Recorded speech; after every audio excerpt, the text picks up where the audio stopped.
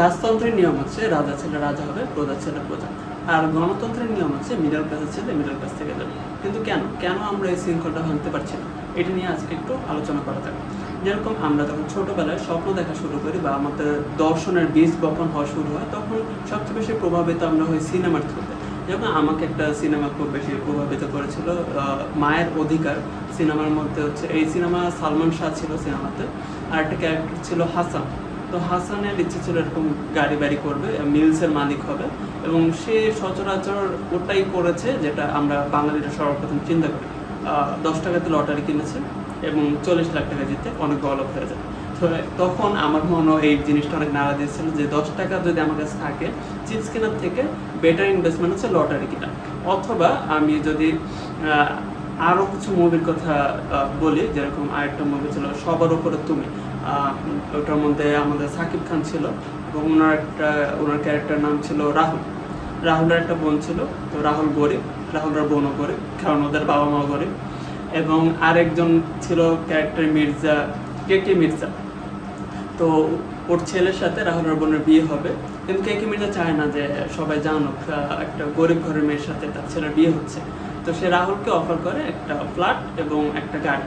সে এটাতে খুব অপমানিত বোধ করে, সে কোনোভাবে এটা মানতে পারছে না, কিন্তু সে লটারি কিনে এবং লটারি জিতে সে বড়লোক হয়ে যায়, এবং ওটা সে খুবই ভালোভাবে নেয়। কারণ অবশ্যই লটারি কিনে যদি বড়লোক হয়ে যায় ওটা অনেক গৌরবময়, এবং সে কে মির্জাকে ছোট দেখানোর চেষ্টা করে, কারণ সে এভাবে তাকে অপমান করছিল যখন সে গরিব ছিল। আর অবশ্যই কে মির্জা তো অনেক কষ্ট করে বড়লোক হয়েছে, ওটার মধ্যে কোনো গৌরব নেই, লটারি মেন। এরপরে হচ্ছে আরেকটা মুভি ছিল চ্যালেঞ্জ, 2009 সালের দেবের মুভি, আমরা সবাই তো দেবের ভক্ত ছিলাম। ওই মুভিতে আবির নামে একটা ক্যারেক্টার ছিল, তার প্রেম হয় পূজা নামে আর একটা ক্যারেক্টারের সাথে। পূজার বাবা ছিল অগ্নিদেব সেন, তো সে হচ্ছে মাফিয়া লিডার ছিলেন, এবং মাফিয়া লিডার হওয়ার কারণে সে অনেক ধনী, এবং সে কোনোভাবে আবিরের সাথে বিয়ে দিতে চায় না, কারণ ওর কি যোগ্যতা আছে। তো আবির যেটা করে তার যোগ্যতা প্রমাণ করার জন্য সে হচ্ছে অগ্নিদেব সেনের যে গুন্ডা আছে, ভাড়াটিয়া গুন্ডা, তাদের সাথে মারামারি করে দেখায় দেয় যে সে কেন অনেক বেশি যোগ্য, এবং বিয়ে করে সেও ধনী হয়ে যায়। তো বাংলাদেশের যে মাইন্ডসেটটা আমরা হচ্ছে সিনেমার থ্রুতে যেটা দেখি, সেটা হচ্ছে বাংলাদেশে আপনি মিডল ক্লাস সাইকেল ব্রেক করে ধনী হওয়ার জন্য কয়েকটাই উপায়।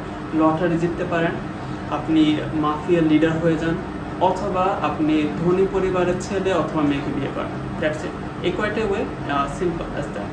আর অন্যদিকে আমরা যদি ওয়েস্টার্ন কালচারের কথা চিন্তা করি, ওয়েস্টার্ন কালচারে আপনার ওরাও মুভি দেখে বড় হয়েছে, যেরকম হচ্ছে পাইরেটস অফ সিলিকন ভ্যালি। এই মুভিতে হচ্ছে স্টিভ জবস এবং বিল গেটস কীভাবে ইনোভেশনের মাধ্যমে বড় হয়, অথবা আপনি হচ্ছে দ্য সোশ্যাল নেটওয়ার্কে মার্ক জাকারবার্গের কাহিনী দেখতে পারেন, যে সে কীভাবে ফেসবুকের মতো একটা এম্পায়ার বিল্ড করে হার্ভার্ডের ডরমেটরিতে বসে কোডিং করে। আর আরেকটা মুভি আছে the wolf of Wall Street. এই মুভিতে লিওনার্ডো ডিক্যাপ্রিও হচ্ছে ব্রোকার থাকে, সে স্টকের ব্রোকার থাকে, এবং সে তার মাধ্যমে কষ্ট করে উপার্জন করে ধনী হয়ে যায়। তো এই হচ্ছে আমাদের আর ওয়েস্টার্ন কালচারের মাইন্ডসেটের মধ্যে পার্থক্য। কীভাবে বড়লোক হইতে হবে, এটা যে দর্শন, এই দর্শনটাই আমাদের ছোটোকাল থেকে সমস্যা হয়ে যায়। তারপরে আপনি যদি এডুকেশনের কথা চিন্তা করেন, আমাদের বাবা মার প্রাইমারি ফোকাস থাকে এডুকেশনের ক্ষেত্রে যে ছেলে আমার ভালো রেজাল্ট করতে হবে, কারণ রেজাল্টেই আপনাকে চাকরি এনে দেবে। আপনি কিছু শিখতে পারতেছেন বা না পারতেছেন তাতে কিছু যায় আসে না। আপনি এই রেজাল্ট আনার জন্য যদি আপনাকে প্রশ্নপত্র কিনে দিতে হয়, আমাদের বাবা মা এক পায়ে রাজি, তাদের কোনো সমস্যা নেই। আপনি এডুকেশন শেষ করে যদি আপনি মানে ভাবতেছেন যে আপনি কী করবেন, আপনার ভাবার দরকার নেই, কারণ সমাজের কিছু ছাঁচ বানানো আছে, সফলতার ছাঁচ। যেরকম আপনি একটা ছাঁচ হচ্ছে বিসিএস, আপনি বিসিএস দিবেন, বিসিএস ক্যাডার, সরকারি চাকরি, আপনি সফল। আপনি ডাক্তার হয়ে যান, আপনি সফল। আপনি হচ্ছে বিদেশে পাড়ি জমান, আমেরিকা অথবা ইউরোপের কোনো একটা কান্ট্রিতে, আপনি সফল। কিন্তু আপনি যদি কোনোভাবে এন্টারপ্রেনারশিপ অথবা বিজনেসের কথা মাথায় চিন্তা করেন, আপনার ফ্যামিলি এনাফ আপনার মনোবল ভাঙার জন্য।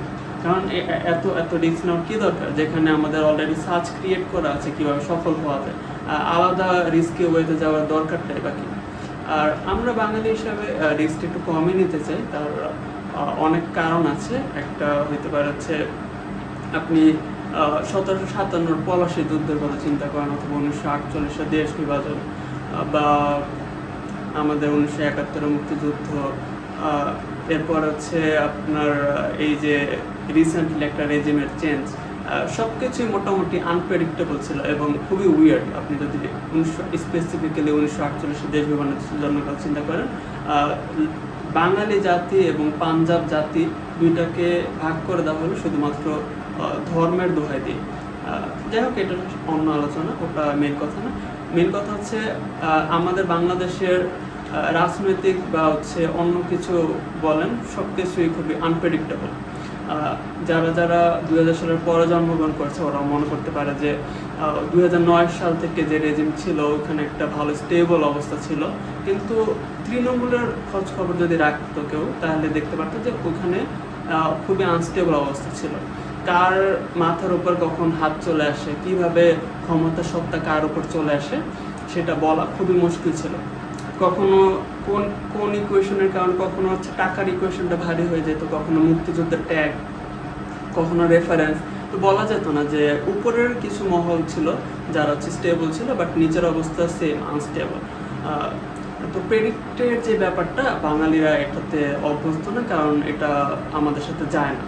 আর তাছাড়াও আমাদের একটা চরিত্রগতভাবে আমাদের একটা স্টিগমা আছে যে যে ছেলেরা সমাজের কথা অনুযায়ী চলে বা সমাজ যেটা বলে বা সমাজ যে ছাঁচ বানায় দিয়েছে ওই ছাঁচের মধ্যে ফিট হয়, আপনার হচ্ছে নিয়মিত পড়ালেখা করে, মুখস্থ বিদ্যায় ভালো এবং হচ্ছে ভালো রেজাল্ট আনতে পারে, তারা ভালো। এবং যারা হচ্ছে যে একটু অন্যভাবে চিন্তা করে বা হচ্ছে সমাজের সাথে তাল মিলাইতে চায় না, বা সমাজ যেই পথে সবাই যাচ্ছে ওই পথে যেতে চায় না, তাদেরকে অতটা ভালো, তারা দুষ্টু, তারা বেয়াদব এবং তারা কথা শোনে না এবং তাদের ফিউচার অবশ্যই ভালো না, এরকম নয়। তাদের থেকে দূরে রাখা যায় যত নিজের সন্তানকে, এরকম একটা ব্যাপার দেখা হয়।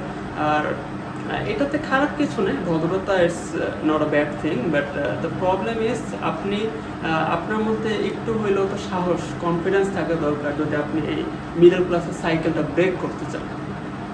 অ্যান্ড আমি আমার এই বছরের চ্যালেঞ্জ হচ্ছে এটা যে আমি যেভাবে হোক এই যে যে সাইকেলটা আছে এই সাইকেলটা ব্রেক করব। অ্যান্ড এই সাইকেল ব্রেকিংয়ের জন্য আমার জার্নিতে আমি কিছু অ্যাডভান্স লেভেলের টুল ব্যবহার করব, এবং ওই অ্যাডভান্স লেভেলের টুলগুলোর মধ্যে একটার সাথে আরেকটার যে কানেকশন ওটা হচ্ছে এআই অটোমেশনের মাধ্যমে করার চেষ্টা করব, এবং সবগুলো টিউটোরিয়ালে দেবো আমার এই চ্যানেল 3D ওয়েবমাস্টার্সে। আর আপনাদের সাথে থাকবো আমি ফয়সাল রহমান। যদি আপনাদের মধ্যে ওরকম চিন্তা ভাবনা থাকে যে আপনারা সমাজের দেখানো সাজ অনুযায়ী না যে এর থেকে বের হয়ে আসবেন, শৃঙ্খলা ব্রেক করবেন, চেইন ব্রেক করবেন এবং নতুন কিছু করার চেষ্টা করবেন, তাহলে আমাকে ফলো করে রাখতে পারেন। Thank you.